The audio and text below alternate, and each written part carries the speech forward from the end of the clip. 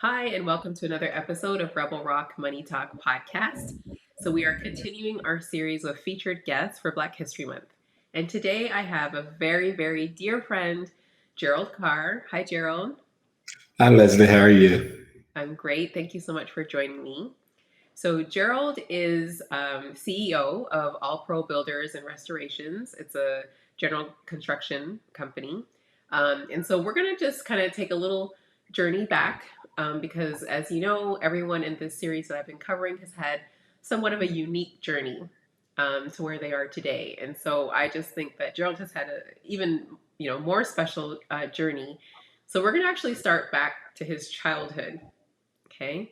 So, Gerald, you were sharing with me how when you were young. So, first of all, where did you grow up? Let's just kind of set the scene. So, where did you grow up? I grew up in Davison, North Carolina. It's a pretty, not to say a small town, but a little suburb area of Charlotte, North Carolina. So people probably know Davison because of Davison College. That's where Steph Curry played his basketball. So it kind of made it a little bit more famous than what it was. Okay. And so you were sharing with me how when you were young, you were in one of the busing programs, one of the first to integrate a school. So just share a little bit about that. How old were you? What grade were you in? What was it like for your family? What was your experience when you were going through that? Yeah, Lesley, it started out. Matter of fact, the elementary school that I went to at first was Ada Jenkins Elementary School, which at that time was all black, and it was a K through I want to say K through 9 school, and then they enforced the busing policy, and so we went to an elementary school called Davison Elementary School, which I would say probably about 2 miles from where um, I my home was, and from where Ada Jenkins was. And the interesting thing about that is that when we first went there, we were trying to figure out exactly what it was going to be like, who were going to be our friends, how were we going to be accepted. And as a kid, I didn't have too much of a fear because most of the time kids are not fearful of anything. But I could see the anxiety and the fear in my parents' eyes and in their voice.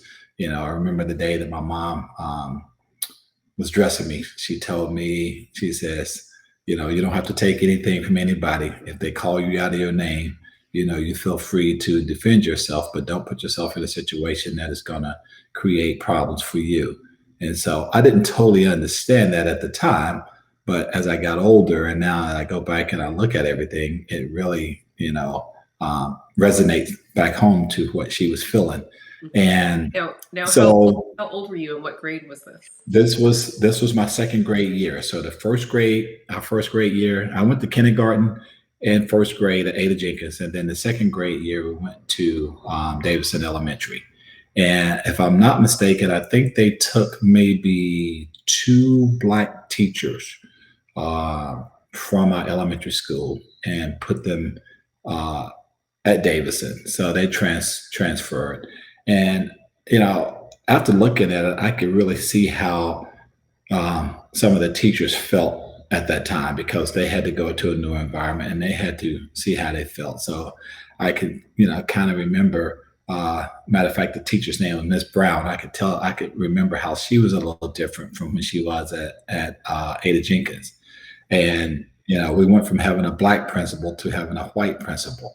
So that was a whole different dynamic also. So we started learning more about American history more than anything. Yeah, and so for those who may not be aware, or just as a reminder, this is a program that was implemented in, so this is the early 70s? No, would have been in 67. Okay, Yes. this is a program that was implemented in the late 60s. Um, and this was to help integrate schools. This was kind of all after the Brown versus Board of Education. It was, we need to make sure that there's equal opportunity in the school. So instead of schools being segregated, black kids went to black schools, white kids went to white schools. There was a busing program that was implemented across the country to integrate school systems. And so in Charlotte, this is obviously in the South, in North Carolina, there was some hesitancy, let's just say, by some of the residents. And so, Gerald at a really young age was put into this program, and his parents, I'm sure, were terrified. But he was put into this program where he had to get bused to a white school. So this is the experience that he's sharing. Yes, and Lesley, the other thing with it is I don't know if you've ever heard the term on the other side of the tracks. Well, in most southern towns, there was a railroad track that ran right through the middle of the town. And one side was white, the other side was black. So we as blacks we were very hesitant to go on the other side because at that time they had the signs for whites only. There's restaurants where I recall several restaurants that we would go to that there was a black side and a white side, and you could not go into either one of those. And even still, my uncle was a barber at one of the barber shops on the main street, and it was a black owned barber shop, but they only cut white people's hair. And so we were not allowed to go in there. So whenever we would go, and my cousins, as we would come, in order for me to see my uncle or to see their dad, we would stand outside and knock on the door and wave, and he would come outside and just give us a hug and talk to us and then go back in. So those were the things that we were, against. And it wasn't, I think the thing that was a little bit better about Davidson, it was a little bit more of a liberal situation because Davidson College was a liberal arts school. And so the students that we went to, the kids that we went to school with, their dads and mothers were professors at the school. And so they had a little bit more of a liberal thought. Now, we did encounter others that were not in that liberal mindset, so that we had to deal with. I think the conflict came even more so when we got to junior high school to junior high and high school. At that time, that's when I saw where we were experiencing a lot more of the racial tension, the race riots. And this would have been in the mid to late 70s. I recall many a times where we were in junior high that our school day would be interrupted and cut short because at the high school there were, race riots. And reason for the race riots was the high school, the mascot was the rebels, and they ran the rebel flag. And so the students refused to want to be a part of that, and the athletes did not want to play up under the rebel flag. So there was, tons of race riots to get that changed. And at the end of that whole segment, by the time I got to that high school, which would have been in 1975, 76, 77, our class were the ones to come up with our new mascot, which I was at that time. I was the state president of student councils in the 10th grade year. And at that time, and my junior year, our junior class, we were able to change the mascot to Vikings. And that's the school mascot that stands today. But that all came about through racial tension and race riots. Wow. See, I didn't even know that. Good story. Okay, so let's talk some more about now that you're in high school. So you obviously play different sports. You were on the football team. So talk about that experience. I had a unique experience in that sense because I was the quarterback. I started out, again, as I was saying, the liberation of our elementary school and our youth sports were pretty unique in a sense that we were accepted a little bit more through the friendships that we had. And so we carried those friendships to our junior high, to our high school. Well, playing Little League football by I would say more of a default, but ended up being a great situation for me. So I ended up playing quarterback. So I played quarterback on the Little League football team, went to the junior high team and became the starting quarterback for them. And then went to high school. In the high school, neither the junior high nor the high school had ever played a black quarterback. And so I was the first and only black quarterback that they had for that time frame. And so it was different. And during the 70s, they didn't have many black quarterbacks, even in college.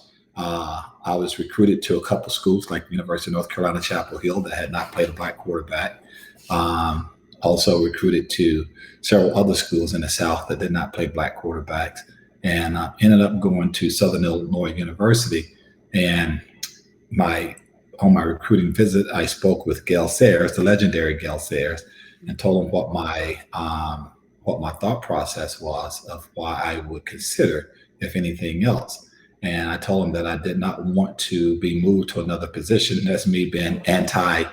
That's me just trying to prove a point. Then anti, what you call it, conformist in a sense. Yeah. And spoke with Gail about that. He said, if they promise you that if they tell you that they're going to let you play quarterback, I will hold them to it. And sure enough, he did. And of course, I was able to play quarterback at Southern Illinois University and have a good career there also. So, But and then that was a very rare thing as well, right? I mean, it was very rare to have a Black quarterback, especially at so like you mentioned, it was rare in high school, particularly where you grew up, but at the college level, at the Division I college level, that was very, very rare at that time. yes, yes. I think I could count on one hand the number of Black quarterbacks that was playing in college at that time. It was myself at Southern Illinois. There was a kid at Wichita State, a kid at Tulsa, and then Tennessee had a Black quarterback, and Oklahoma had J.C. Watt at quarterback. So probably on one hand, probably for sure two hands, did we have Black quarterbacks in the predominantly white institutions, whereas we saw where Doug Williams and those guys at the HBCU level were quarterbacks, and Doug had an opportunity to go to the NFL, where most of us that were quarterbacks, they were going to move us to wide receivers. So, I was a little reluctant to even think about that because they were going to move me to wide receiver, and I had never played a position before. So I decided I'll stay in school and get my degree, which ended up being, lucrative for me in that sense. And it's still, even right now, where we are in 2021, they still are just still trying to sing the praise of the Black quarterback, trying to get you used to the fact that they are the face of the program. So if we're in 2021, imagine what it was like in 1977, 78, yeah, and even in 1980 when I finished college. So that's just how long it's taken for us to even be able to, be on that stage and treated as equals in that position. Yeah, absolutely. So, okay, so now we've traveled through the college years, quarterback. What was it like? So tell us about your experience now after you graduated. What were you the experience that I had was just trying to, navigate my way through society, figure out what I was going to do once college was over. Of course, sports was a big part of my life. And so I was trying to say, okay, where do I find my niche? So after college, I was sitting there trying to navigate the horizon just to see where life was going to take me. And of course, I was a graduate of the SIU Business School, which I think that you were a proud graduate of the SIU Business School. As I am.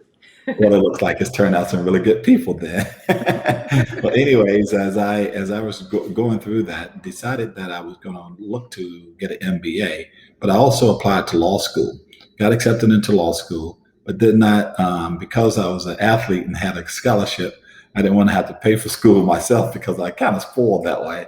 So I tried to figure out a way that I could go make some money that would help me pay for law school. So I went back home and did substitute teaching for a year, something that would allow me to stay within the educational system, but yet not make enough money that I would not go back to school.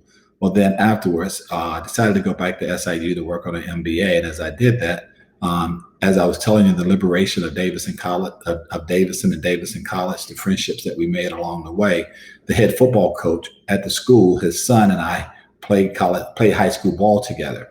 So he had a position open on his coach's staff, and he said, "Hey, Gerald, I hear that you are coaching at SIU, back in school, that you're getting a coaching." I'm like, "Well, yes, kind of, sort of." And he said, "Well, we have a position open here at Davidson. We have several young Black men on our football team. As you know, there's not many Black students that go to school here. And we just feel like they need someone that they can look up to and kind of be a role model. When you came to mind, I would like to know if you'd be interested in, having an opportunity at least to speak to me about coaching." And so sure enough, I flew back home that on the 4th of July, as I remember, there was a chance to get home to go do some 4th of July celebration. And the very next day, I got home on the 3rd, celebrated on the 4th, had the interview on the 6th, and he offered me the job that day. And That was my very first job, and started in the coaching ranks, and from the college coaching position, ended up coaching in every major conference of the NCAA, from the ACC to the Big Ten to the Pac-10, the Big 12, SEC, and from that point, had the opportunity to go to the Philadelphia Eagles as the wide receiver coach, and coached several years in the NFL. And then from there, don't just gloss over that. Hold on. Back So first, how many years did you teach or did you coach at the college level? Had a total of 28 years coaching at the college level. Okay. And go ahead. And then 4 years in the National Football League. And then also coached in the Arena Football League, which is a professional league, indoor football. And then coached with a very well-known coach in Marty Schottenheimer in United Football League. So had every aspect of it, and was also offered a job up in the Canadian Football League in Canada, and kind of turned it down. It was with the Toronto Argonauts, and ended up coming back and coaching at Wake Forest University back in the college level. Okay, so let's talk about this coaching a little bit. So in all of these years, you were always coaching quarterbacks, or did you coach? I had several different positions, quarterbacks. 1 year at Davidson College, I coached the defensive backfield, which I thought was the one thing that really made my coaching career become, which really gave me the edge in the coaching career, because I learned it from both sides. So I wasn't always on offense. I had a chance to go to the defensive side, but coached the defensive backfield at Davidson for 1 year. But other than that, I was the quarterback coach, wide receiver coach, running back coach, and in doing that, I also served as the assistant head coach at University of Kentucky, assistant head coach at Baylor, and then was offensive coordinator at University of Buffalo. Okay, so you've done a lot of different things at the college level. So tell us, okay, so just share a little bit about, obviously it's a very, very, select few people who get to coach at the, NFL level. Can you just share with us what that experience was like? What it was, like? What was even just the hiring process like? Like just the whole process. Take us through. One of the things that's really, I guess, in the coaching profession, as you look at it, it's all, and it's the same thing in business. It's all about relationships. It's about people that you know, or people that know you, or if you do a good job, your reputation takes care of itself. Part of that is part of my relationship, and part was the reputation that I had, because I never really sought after a job. I never called anywhere to say, hey, I hear you guys have a job open, I'd like to apply for it. I never did that. I was always on the receiving end, where they called me, say, hey, Gerald, we have this position, would like to interview you for it. And basically the interview is a formality just to say, hey, okay, check this box, because they pretty much have it made up. Well, the NFL process is pretty much the same. And I tell you how it all happened. And the whole deal about sowing a seed, you never know when it's going to come to harvest. Well, I was coaching at Washington State at the time, and we had what they call the infamous one-back offense when it first came into college football. So the people that I coached with were the innovators in it. So I got to learn that entire system. Well, in doing that, I was down in Fontana, California on a recruiting trip, and it's this young guy at the time, shouldn't say kid, a young man came in recruit. He was coming in to recruit from UPS, which is the University of Pacific. What is it? University of Pacific Sound, something like that. But they call it UPS. And that gentleman was John Gruden. He was the wide receiver coach, and of course, John Gruden went from wide receiver coach. He went back to work in San Francisco, and then he ended up when Mike Holmgren took the head coaching job from San Francisco, took the head coaching job at Green Bay. John Gruden became the wide receiver coach at the Green Bay Packers.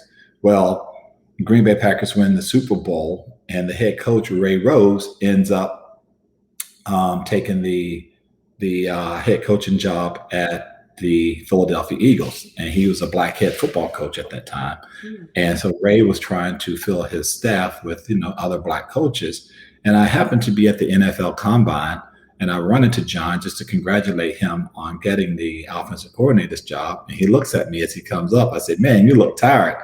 He said, "I am." He said, "I'm trying to put this staff together." I said, "Really?" He said, "Yeah." He said, "I'm looking for the smartest black guy in America to coach my wide receivers." And I looked at him. I said, "Well, you're looking at him right there." And he's like, "Oh, I didn't even think about that." He said, "Yeah." He said, "Let's just hold tight. Let's talk about this." So eventually we get a chance and we talk, and I have a chance to interview with Ray and those guys at the combine, and he offered me the job during the interview. And I was so nervous because I'm like, wait a minute, did he just offer me a job in the NFL? And I said, let me put this whole thing together. Matter of fact, I called 3 other people just to make sure that it was true. And sure enough, it was. So I was able to have that experience. And it was a great experience to go to a different level. But not only that, you went from taking young men and giving them a dream. And that dream is you walk into a home, and there's nothing more fulfilling to walk into a family's home and offer a family an opportunity for their kids to get a 4-year scholarship for free, education for free. Mm-hmm. And that is a testament to them and what they have put into their kids. Well, then we take them from that point to the maturation in college. Well, then now you get a chance to help them become even more in their livelihood as men at the NFL level, because it becomes from not just being a sport, but it becomes their livelihood, it becomes the way that they feed their families, and to really be able to interact. And then that way you can shed light to them on just, everyday life things, what it's like to be a man, and even more so to be a black man in the world of athletics, in society, and so forth and so on. So a lot of the reward didn't come from just being paid money. It was the impact that you had on the lives of the gentlemen that you had the chance to interact with. Mm-hmm. So I can see why people just tend to come to you and offer you opportunities. Okay, so now you've wrapped up with the Eagles, and now what are you thinking professionally? Well, I didn't know where it was going to lead. After the Eagles, went back into the college ranks. So stayed into the college ranks, and then moved back to the Carolinas. And that's when I decided that I would start my general contracting business. And that came about because as I was down in Texas, my best friend at that time was a engineer at Raytheon. And then he was an engineer for Texas Instrument, but he also put together his own real estate portfolio where he was doing real estate investing. And in doing that, I would spend weekends with him just riding around watching what he was doing to fix up his properties. Well, he had gotten a contract with the enterprise through the Dallas Housing Authority. And at that time, he was fixing up houses for the Dallas Housing Authority where they would buy, and he was contracted out to renovate them. So I went in and did some project management with him, just on the slight, and took a liking to it. Moved back to the Carolinas, and sure enough, as I got back there, I was trying to figure out what I was going to do because I had to pay the bills instead of because I wasn't coaching. I was waiting for the next coaching cycle to come, and by the grace of God and by God's guidance, I ended up becoming a general contractor. Well, I take that back. I ended up doing some home renovations. So I was out there totally naked, no insurance, no license, no anything. And I said, wait a minute, I better fix this real quick. And decided to go and get my general contractor's license, and was able to do that, and went into the commercial building segment. Very cool. Okay, so now, and this is where you still are. So this is a business you started back in 2009, 2008, during the downturn of the economy. Okay, so let's talk about that. So you decided coaching for 28 years, basically, and you were wanting to do something new, something different, but this is the Great Recession of 2008. So what was that like? What was it like to start something completely new in an industry that you had very little experience in, and starting a business? What was that whole experience like? It was, I wouldn't say nerve-wracking. It was interesting. I think the thing is, as I often tell people, when God tells you to do something, do it with your feet and not your head. Because if anyone would have told me that I was going to be a general contractor, I would say you bumped your head in the shower, you fell down, bumped your head, because I didn't know anything about the construction industry other than what I had done with my best friend. And in saying that, I knew 16-inch on center, but I didn't know anything else beyond that. And so I guess as you say, youthful ignorance has a great guidance, because you don't know what you don't know, and if you don't know what you don't know, you're willing to go do just about whatever you have to do to learn. And so I figured out I had to feed my kids. I didn't want to move my daughters; they were both juniors and seniors in high school, so I didn't want to have to move them again. And so in doing that, I decided that I would just wait and allow them to figure out what they wanted to do school wise. And so I tried to figure out what I was going to do to make sure we paid the bills. Well, then I got into the construction industry. As I said, I was doing some home renovations at the time. And, I truly thought at this time, Lesley, that this was going to be my retirement plan. I said, okay, I can do this. I can retire whenever I get into my 70s or whatever. I can still use my mind, so I don't have to worry about running around on the football field or doing any of this. And so that's what's going to be my retirement plan, because I wasn't going to wait for the federal government because who's to say that Social Security is going to have some money by the time I get there? So I said, okay, this is what I can do. This is what I'll do as my retirement. But after I did the hiring of the people in the company that I have now, I had an epiphany that this was more about me being able to rescue people, give them a honest life, and to help them with their why. And that's when I decided that I would look at this thing more in a business sense, as opposed to my retirement plan and me making money. So that's where we went from that point forward. Okay, so explain that a little bit. I know what you mean, but share that now with the audience. What do you mean by helping other people with their why? Well, let me put it this way. I have some gentlemen in my company that was on the wrong side of life, and I should say that they got into the what did you call it? The criminal justice system, I should say, Hmm. for lack of better terms. And so they were trying to rectify their lives, trying to rectify things that could help them stay from being on the other side. And a lot of young men had created a skill set, and they got their skill set from the penitentiary system. And they were very good tradesmen. They were very good at what they were doing. But like anything else, no one was willing to take a chance to hire them, not at a full time basis. Well, I felt like I had a legitimate business, but yet we could still offer a service.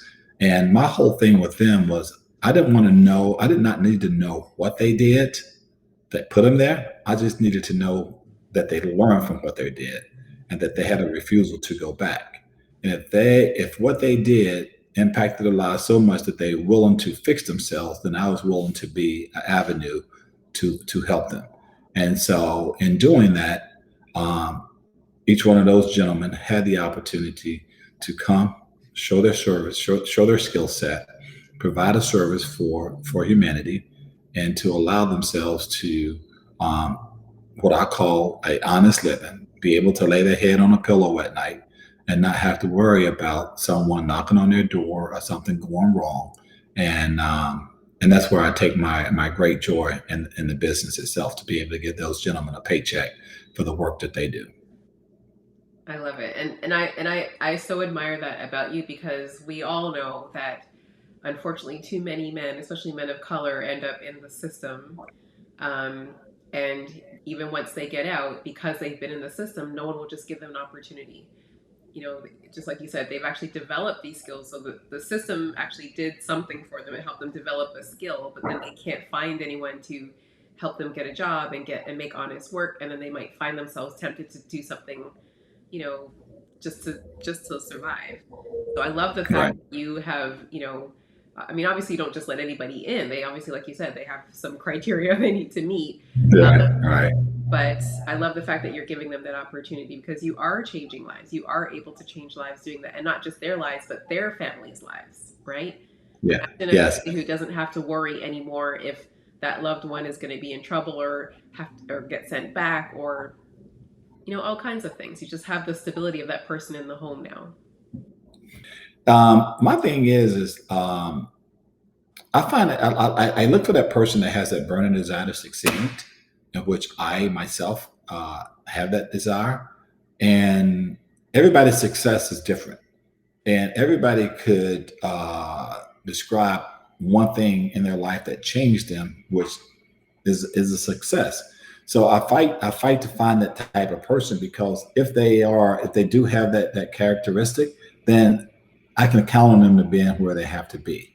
And so is willing to take a person to train them to do things of that. But also, as I said to one of my workers, is that I'm not doing this for you. I'm doing this for I'm giving your kids their dad back. I'm giving your mother her son back. I'm giving your brothers and sisters their brother back, so that they have a desire for you, they have a love for you, and they want to see the best for you. So if I could be of any help to help them feel that they become whole again, then that's where I've benefited. And Mhm. I'm giving you the opportunity to do the same for them, to give yourself back to them. And so that's where that comes into play, and to Yeah, change those lives. yeah, and it's so important. And so, these are not just home renovation projects, right? So Right. talk a little bit about what are the types of projects that All Pro Builders Restorations works on.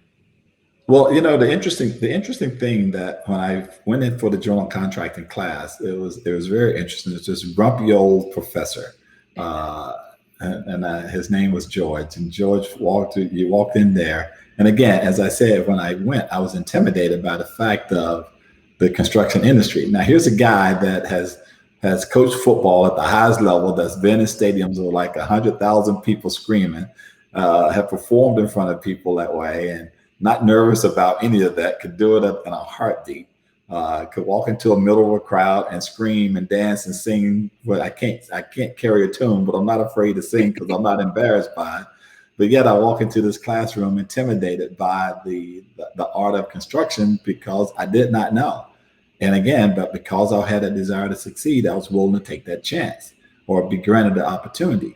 Well, George made this statement. He said, if you guys want to continue to build decks and make a couple $100 or whatever, and do this, then you're in the wrong classroom. Just get up and go and do something else and go build the decks.